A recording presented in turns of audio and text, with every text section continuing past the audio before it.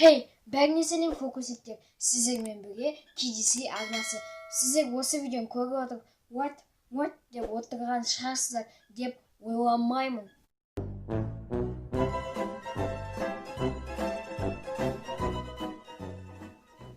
Достар, бүгін мен сіздерге бәрін де түсіндіретін боламын. Сіздер ойлап отқан шығарсыздар, KDC, что за есім? Что за мағына деп.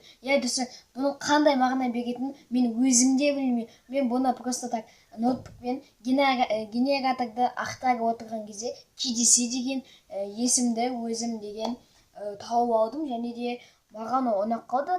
Сосын мағынасын қарағанмын, ешқандай мағына бермейді екен.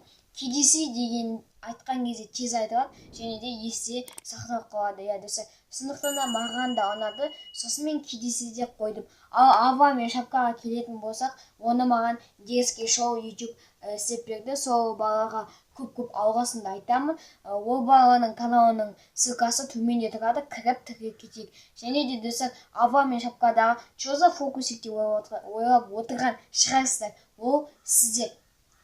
Ол сіздер. Яғни деген мен сіздерді фокусиктер деп айтқаннан кейін, содан кейін фокусиктерді қойып қойдым. Әрине бұл Ава мен шапка деген ұзақ тұрмайды, 5000 подписчикден тұрады, одан кейін өзгертетін боламыз, бірақ есімді точно өзгертпейміз. Себебі ол есім әлем бойынша ютубта ешкімде жоқ.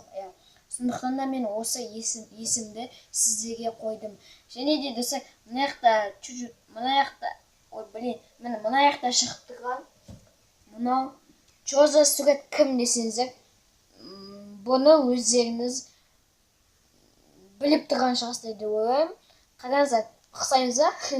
Короче, достар, егер де менің кішкентай кезімдегі суреттерді көргіңіз келсе, осы видеоға 50 лайк басып кетеміз. Келесі видеода кездескенше, пока-пока. Чао, пока бич.